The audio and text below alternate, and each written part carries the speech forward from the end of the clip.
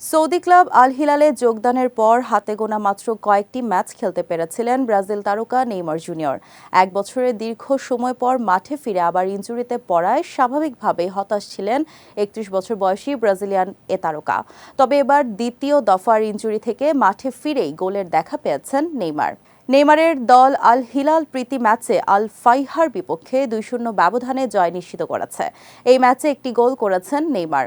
প্রীতি match হলেও নেইমারের জন্য এই গোলের গুরুত্ব অনেক।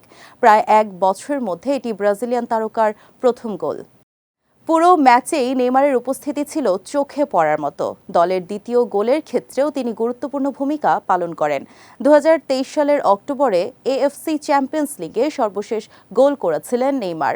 এর কিছুদিন পরই গুরুতর এসিএল ইনজুরিতে পড়ায় দীর্ঘ সময় মাঠের বাইরে থাকতে হয় নেইমার জুনিয়রকে।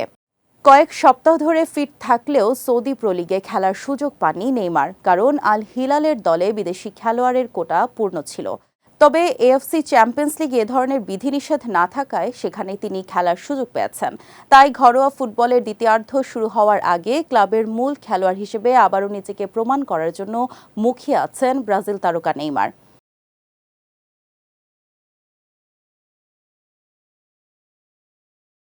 আল হিলাল তাদের পরবর্তী প্রতিযোগিতামূলক ম্যাচে ৭ জানুয়ারি কিংস কাপের কোয়ার্টার ফাইনালে আল ইত্তিহাদের মুখোমুখি হবে।